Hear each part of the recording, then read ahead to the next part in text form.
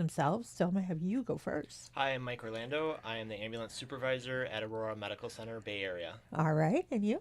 Hi, I'm Danny Blaylock, and I am an administrative fellow, also at Bay Area. How are you guys doing today? Great. Good. Cold. Different a little bit.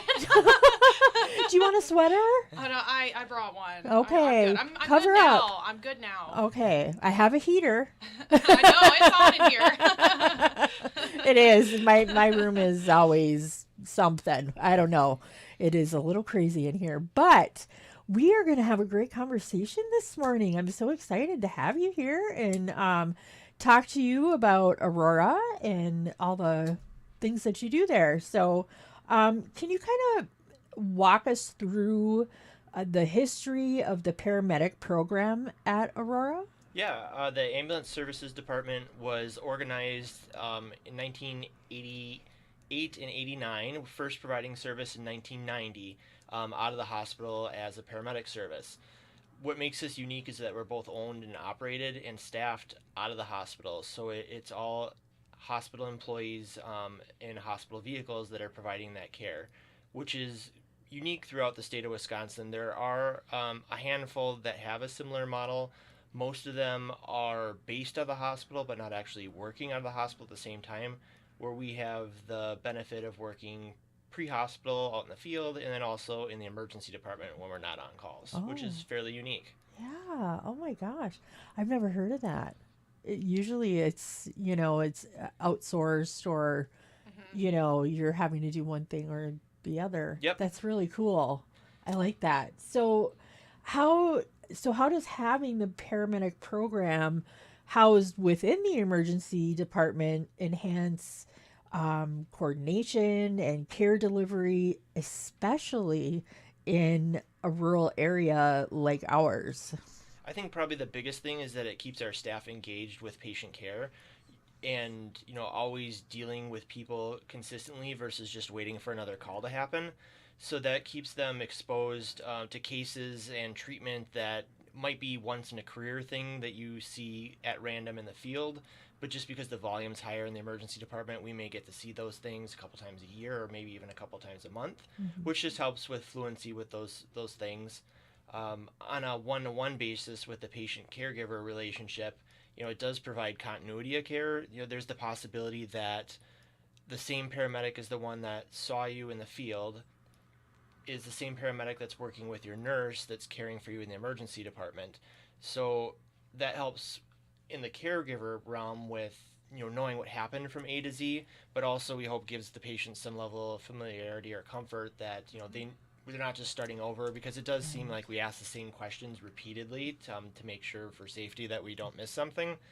And then, beyond that, there's even the possibility that if the patient needs advanced care at another facility, that we would stay with that patient. So we really do know what happened from the very beginning to the very end. Yeah. So I think that there's a number of benefits kind of tucked in there. And, we know that we can stick with the patient and give them that A to Z treatment. Oh my gosh. Yeah. And Yeah, I think that continuity of care piece is really important. I'm at some other hospitals in the Aurora system in Wisconsin, and it's usually done by a third party EMS services. So that might be volunteers. Also, the count might be done by the county. Also, the fire department. So definitely something that's really unique to Bay Area is that continuity of care piece in the emergency department for patients.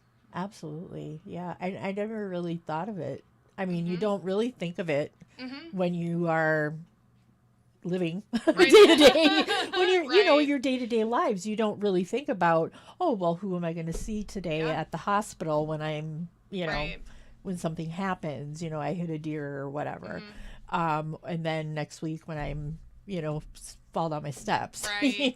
You just call the number. Yeah. But it's I really think that continuity of care piece is so important. Absolutely.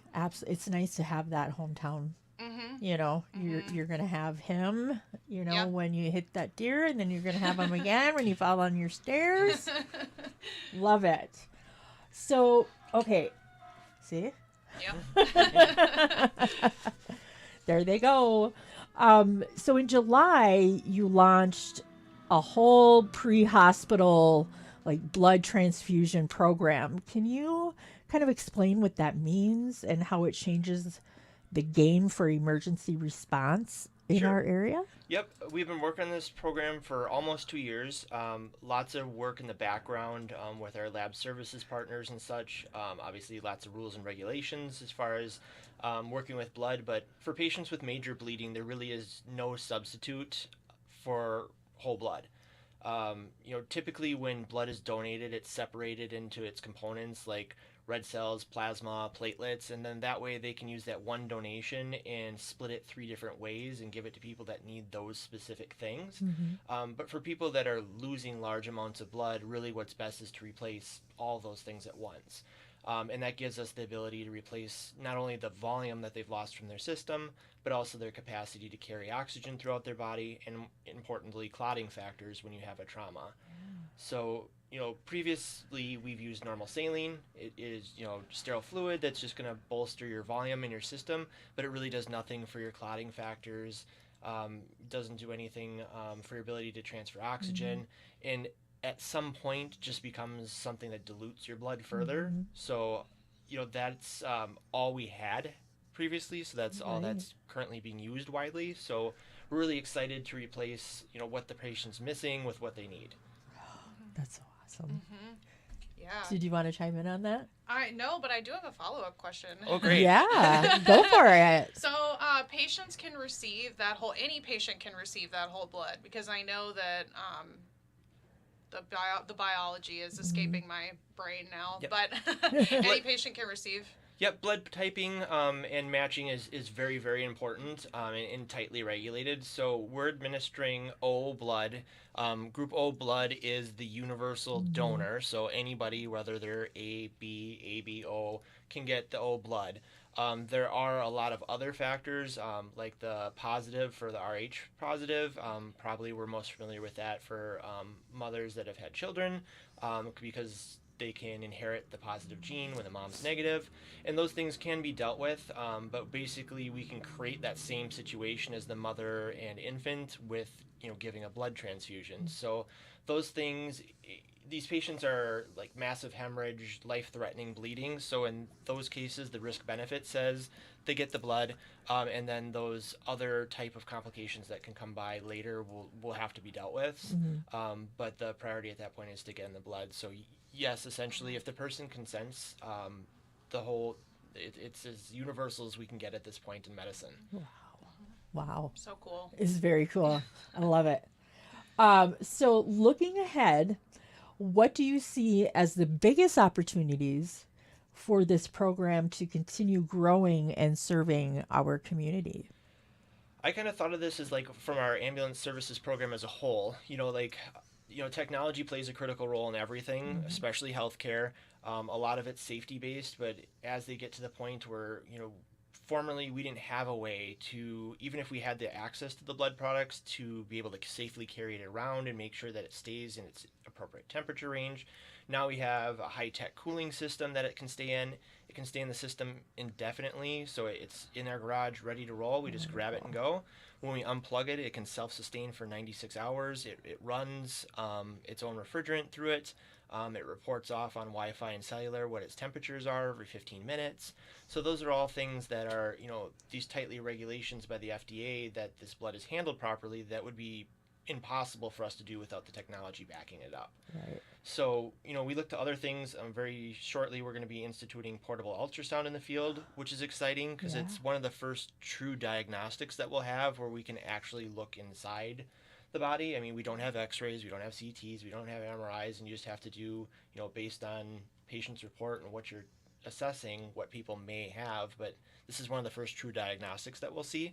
So we'll be able to do things like look at the heart and look at the lungs, which is really exciting. So technology plays a huge role in that. Another thing that I'm looking forward to is as things get more and more portable, just like all the advances that have been made in diabetic management, where you have the wireless monitors and sensors and glucose packs that all go to your phones. We're hoping that we'll have better ability to run basic lab values in the future and be able to, aside from glucose, see that somebody's hemoglobin's low, and that point us further to them maybe needing blood. or other things like heart enzymes and things like that. So I think as technology continues to get things smaller and smaller and more portable and portable, it's going to be more things that we can push out to the field and bring that hospital care out to somebody's house. Oh, wow. Very cool stuff. So are Very you cool. bringing that blood on most calls, or is it just a trauma call? When It, are you taking it? blood is, obviously a precious resource. Somebody took the time and effort to donate it, and then there's a lot of processing and, getting it available. So we do have to use some caution and restriction, but there's no harm in us bringing it with us. So we have the one cooling system ready to go, and if we hear a call that sounds like it may need blood or is consistent with, one of our trauma metrics, we can take it. We do also treat some medical conditions with it. Most notably, if people have GI bleeding, they can bleed profoundly. So if we hear anything that gives us that hint, we can take it with us. Otherwise, we do have arrangements where one of our other ambulances or law enforcement would be willing to bring it out if we didn't know we need it and found out later. So that's our way of deploying it out there. In fact, just yesterday in Michigan, we had our first case where blood was administered in the UP. We're the only service currently providing that. So it was the first time in the Upper Peninsula of Michigan that blood was ever administered pre-hospitally by any service. But we were requested to go assist another agency, and they specifically said that they were calling us for transfusion services. So we knew, very clearly from the start, because we had these conversations with our partners, if you see large amounts of bleeding, or otherwise recognize one of these needs, just say what you need so that there's no misunderstanding and then it comes out right away with the patient. Right. Oh my gosh. Could you imagine? I can imagine what it was like 20 years ago, but where we were 20 years ago to where we're at now. Yeah, like you rewind back to like when EMS is a fairly young career sector.